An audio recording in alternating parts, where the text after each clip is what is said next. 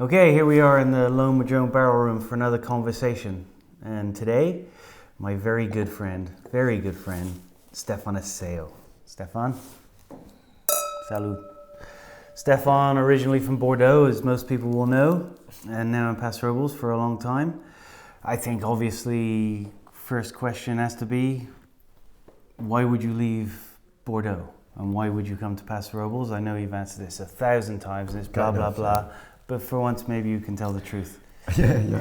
No, because Be candid. I have just one story, and it's a good one. So unfortunately, I have to repeat it a lot. But well, let's be brief and give us. Okay, I will try to be brief because it's a long story somewhere. But to make a long story short, I will say, I love Bordeaux. Bordeaux, my roots. I spent 17 years in Bordeaux, 17 vintages. So it's a big part of my life, and like I said, even I'm from Paris, but Bordeaux are already my roots. And but make wine for me, it's really something I love. I'm lucky enough to live from my passion. So what part of Bordeaux? So I was more a right bank guy. I was a Merlot guy, so more Saint-Emilion. Okay. Even I was not fortunate enough to be in the AVA of Saint-Emilion. I was in this geographical area we call Entre-deux-Mers. But where you have, it's a very big area, and we have, honestly, they are less famous than Saint-Emilion, but you have some beautiful terroir with a lot of limestone. Yeah. Sometimes that's better. You know that, yeah. You know. Sometimes even, you have some spot in less prestigious appellation, more beautiful than in the appellation. But so was it your own place, or was it a winemaker for another guy, or dad? No, I was family? like I am here in Pass Robles. I was already, I would say, owner, bottle washer, winemaker, everything.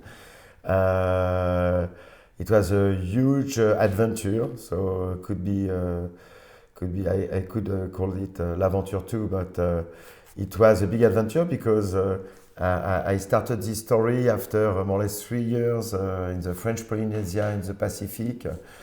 I came back to France. I fell in love to a girl and fell in love to this spot, and I stayed for 17 years. So I was fortunate enough, and it was a coup de cœur. I fell in love to this place, and I was able to buy it even I was very young.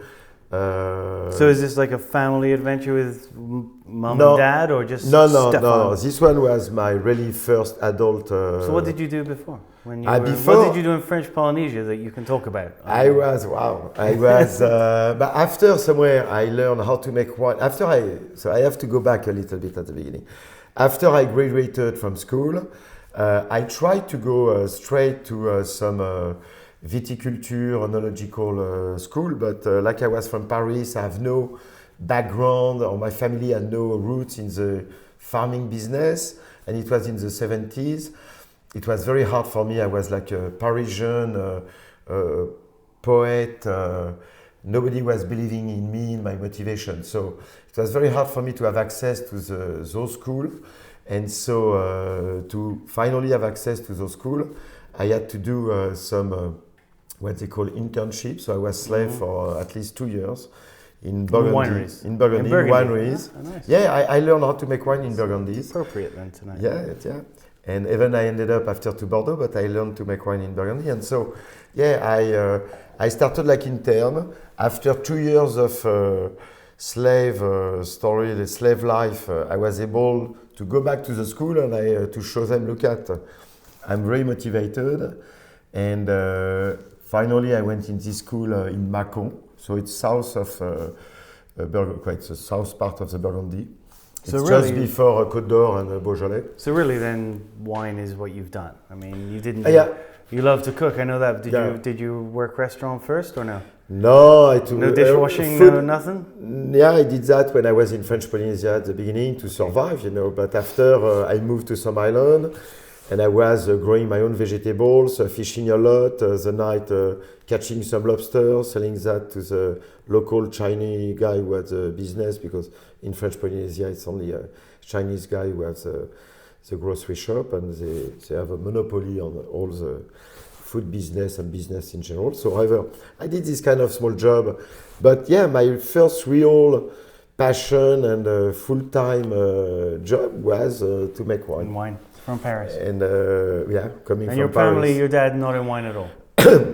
I think my dad somewhere is responsible to the fact that I became more a viticulturist and a winemaker guy than just a farmer. Because when I was young, teenager, because I wanted to become a farmer since 14, and I can understand that my mother and father, it was hard for them to really be sure of my motivation, you know.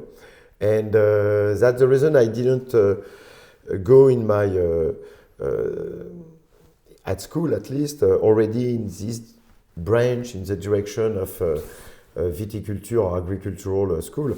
And so, like, it was very hard for them to believe in my passion. Me, at the beginning, I wanted to be just a farmer, you know, maybe grow cereals, maybe at this time I was attracted to big tractors, I don't know.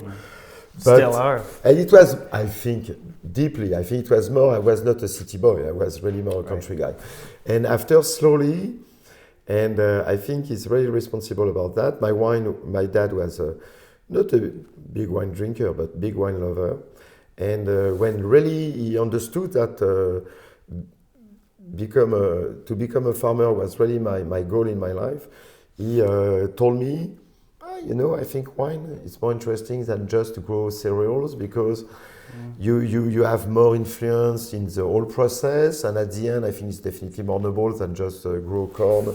It's kind of interesting here because I'm asked often, as I'm sure you are, out in the marketplace, so why do you like this business? Why do you stay in it? What's your interest? And for me, not dissimilar to you, I loved to farm as a kid. We used to go stay on a farm for my family vacation. But my answer is always the same for the business that we're in. In a week, I can drive a tractor, and I can go eat at the best restaurant in the country, and everything in between, making wine, farming. So you have a great collection of things you get to do. Even somewhere the blah blah blah and marketing and commercial side, for me, it's the one I like the less. I'd rather drive the tractor than that. Also, you know. And unfortunately, you know, because somewhere people think that make wine is very romantic life, but we're like mini business people somewhere. Make the wine is the easiest part. After you have to sell it and speak about it. So I always say the same thing. Making it is easy. And but getting rid of it is not. Yeah, you're right. Because somewhere we're already happy for 80% of the time we spend in our life, so we cannot complain. Somewhere, I agree. But definitely, I think that it was the right choice because, again, if you compare that to some other work in the agricultural world, the wine, you start really from the beginning, so eventually from the plantation, or at least from the pruning every year, and you go across all the different stages to end up to that's part of yourself somewhere. This is more interesting than a box of cornflakes at the end of the day. I think so. Yeah? You know, and you have so much way to no, definitely, but you have so much way to be a little bit part of yourself in the final product that make, I think, the wine magic. On the top of that, I had a friend who was he had this fantastic expression because we intellectualized too much the wine.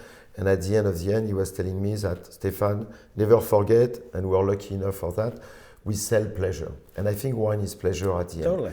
And that, for me, it's fantastic, eventually, to sell pleasure to people, if they like my wine. It's more interesting to end up with pleasures than a can of peas, right? I think so. I like your stories. I like your gun. Shooting out cobwebs sounds like loads and loads of fun. But in my room, wish you were dead. You roll like a baby